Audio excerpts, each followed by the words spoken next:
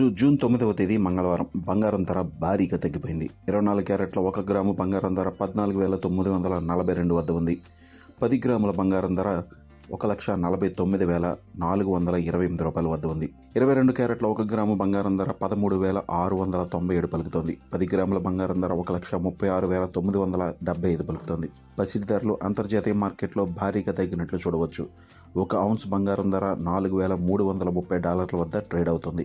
బంగారం ధర మార్కెట్లో తగ్గడానికి లేదా పెరగడానికి ప్రధానంగా డాలర్ విలువ పైన ఆధారపడి ఉంటుంది. డాలర్ విలువ పెరిగినప్పుడు బంగారం ధర తగ్గుతుంది. దీని వెనుక ఉన్నటువంటి సాంకేతిక అంశాలను గమనించినట్లయితే డాలర్ విలువ పెరిగినప్పుడు అమెరికా జారీ చేసే ట్రెజరీ బాండ్లపై వచ్చే రాబడి కూడా పెరుగుతుంది. అప్పుడు ఇన్వెస్టర్లు ట్రెజరీ బాండ్లో ఇన్వెస్ట్ చేసేందుకు ఎక్కువగా ఇష్టపడతారు. ముఖ్యంగా బంగారంలో ఇన్వెస్ట్ చేసిన వారు తమ పెట్టుబడిని ఉపసంహరించుకుని అమెరికా జారీ చేసే ట్రెజరీ బాండ్లలో పెట్టుబడి పెట్టేందుకు ఆసక్తిని చూపిస్తారు. బంగారం ధరలను అందుకే డాలర్ విలువ అనేది ప్రభావితం చేస్తుంది. ఎప్పుడైతే డాలర్ విలువ తగ్గుతుందో అప్పుడు ఇన్వెస్టర్లు తమ పెట్టుబడులను మళ్ళీ బంగారంలో పెట్టేందుకు ఇష్టపడతారు. ఎందుకంటే బంగారం అనేది ఒక సేఫ్ ఇన్వెస్ట్మెంట్.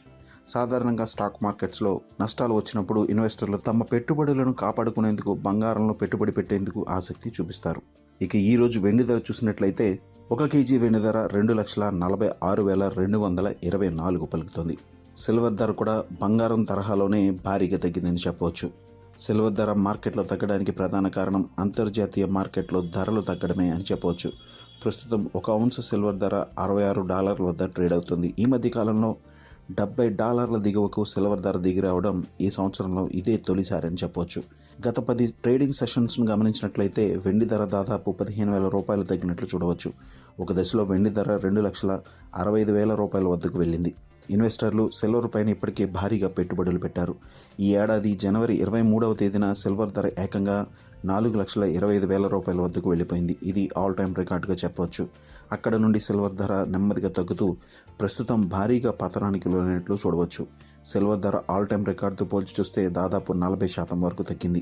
సిల్వర్ను కేవలం అలంకరణ కోసం మాత్రమే కాకుండా అటు పారిశ్రామికంగా కూడా ఉపయోగిస్తారు. ఎక్కువగా ఎలక్ట్రిక్ వాహనాల తయారీలోను సోలార్ ప్యానెల్స్ తయారీలోనూ ఉపయోగిస్తున్నారు.